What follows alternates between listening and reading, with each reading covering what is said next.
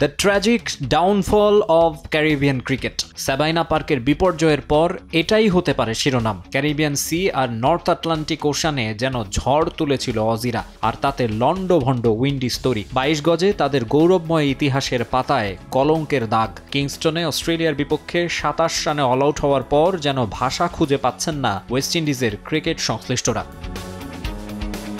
একসময় পৃথিবীর যে অঞ্চল ক্রিকেটকে উপহার দিয়েছে অসম্ভব প্রতিভাবান সব খেলোয়াড়, যারা রাঙিয়েছেন পারফরমেন্স দিয়ে, শাসন করেছেন মাঠ, যারা কাঁপিয়ে দিতেন প্রতিপক্ষের বুক, সেই ক্যারিবিয়ানের হিস্ট্রি এখন সোনালি অতীত। Viv Richards, Clive Lloyd, Brian Lara, Curtly Ambrose, Courtney Walsh, Chris Gayle, আরও কত কত নাম। কিন্তু হায়, কোথায় হারালো সেদিন, কোথায় সেসব তুখোড় ক্রিকেটার? বুকে পাথর চাপা দিয়ে তাদেরই দেখতে হয় নিজেদের মাঠে টেস্ট ইতিহাসের দ্বিতীয় সর্বনিম্ন রানে অল আউট হয়ে হোয়াইট ওয়াশ হচ্ছে ওয়েস্ট ইন্ডিজ।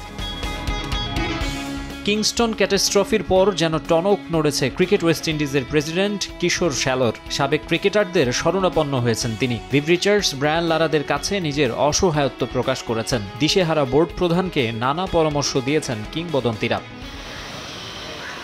অস্ট্রেলিয়ার বিপক্ষে সদ্য সমাপ্ত টেস্ট সিরিজে বোলারদের পারফরমেন্স ছিল দারুণ। চিন্তা কেবল ব্যাটিং নিয়ে, তাই ভিভ, লয়েড, লারাদের কাছে সহায়তা চেয়েছে বোর্ড। শিবনারায়ণ চন্দ্রপোল, ডেসমন্ড হেইন্স আর ইয়ান ব্র্যাডশর মতো সাবেকরাও যোগ দেবেন তাদের সঙ্গে।